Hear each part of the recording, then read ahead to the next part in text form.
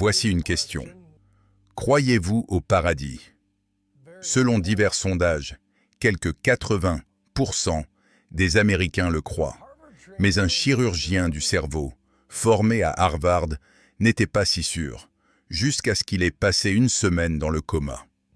Et en est sorti avec une description incroyable de l'au-delà. Un après-midi doux, à Lynchburg, en Virginie. Albin et Holly Alexander assistent à un match de football du secondaire pour encourager Bond, leur fils de 14 ans. Ils sont l'image de la parfaite famille américaine ordinaire, avec une histoire extraordinaire. Ils ont été touchés par un miracle médical, et peut-être plus. C'était tout à fait impossible. Impossible et impossible. Albin Alexander, un neurochirurgien formé à Harvard, qui était sceptique en matière de religion, a survécu à une expérience de mort imminente. Et il garde maintenant le souvenir de ce qu'il dit être un voyage vers le paradis. Un voyage que toute sa formation scientifique ne peut expliquer. Le 10 novembre 2008, Albin s'est réveillé avec un sérieux mal de tête. Lorsque sa femme Holly l'a vérifié, il faisait une énorme crise. Et j'ai dit quelque chose. Et il ne pouvait rien dire. Alors j'ai appelé le 911. Albin a été transporté d'urgence à l'hôpital, où il travaille comme Son neurochirurgien. seul mot que nous pouvons vraiment distinctement entendre était « Aidez-moi ». Et le reste de ses paroles étaient purement des hurlements. Albin Alexander avait été frappé d'une infection virulente rare, la méningite écoline, qui ravageait son cerveau, le plongeant dans le coma. Je veux dire, j'essayais de mourir. En fait, les médecins ne lui donnaient pratiquement aucune chance de vivre, et on dit à sa famille que s'il survivait, il garderait des lésions cérébrales pour le reste de sa vie. Ses yeux étaient juste fermés et penchés. C'est comme si personne n'était là. Albin croit que Holly a raison.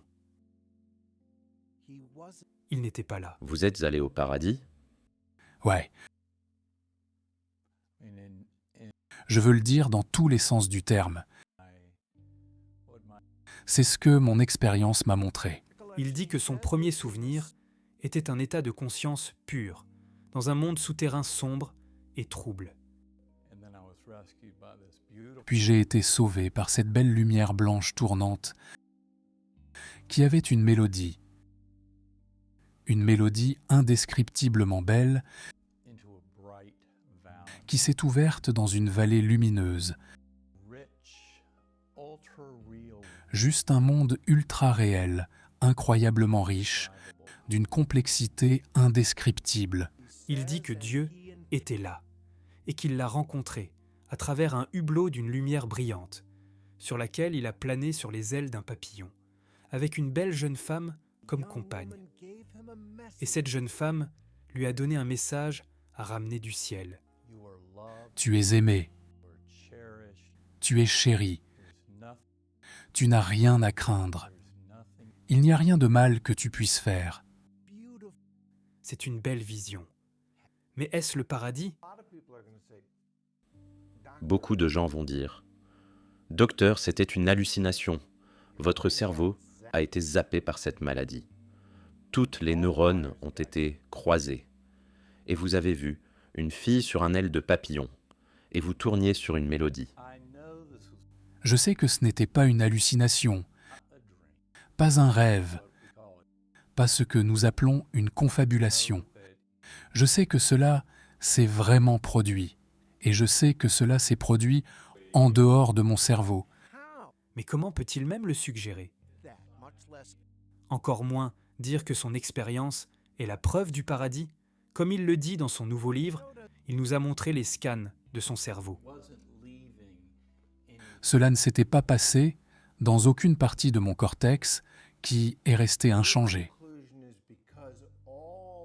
Donc votre conclusion est que, parce que toute cette zone extérieure qui gère le fonctionnement supérieur était couverte par l'infection, donc ce que vous avez vécu dans le coma ne faisait pas partie du cerveau. Ouais. De nombreux neuroscientifiques sont profondément sceptiques quant aux affirmations d'Albin arguant que son cerveau doit avoir produit sa vision, d'une manière ou d'une autre. Très probablement alors qu'il sortait du coma. Mais quelque chose d'autre s'est produit.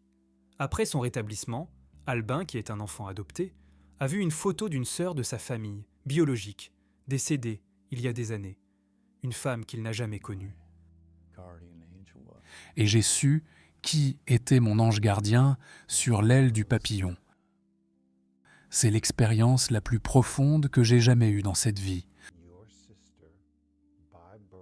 Votre sœur, par la naissance, issue d'une famille que vous ne connaissiez pas, parce que vous avez été adopté, décédé, il y a plusieurs années, et que vous n'aviez jamais rencontré. Vous l'avez vue pendant que vous étiez dans le coma. Et c'était la clé qui explique toutes les choses. Lors du dîner dans la maison des Alexander, il n'était pas une famille particulièrement religieuse avant le coma d'Albin. Il était un sceptique, mais plus maintenant. Cela prouve que notre âme, notre conscience, notre esprit ne dépendent pas du tout de l'existence du cerveau et du corps et facilement libéré à un état beaucoup plus élevé de connaissance quand il est libéré de ce corps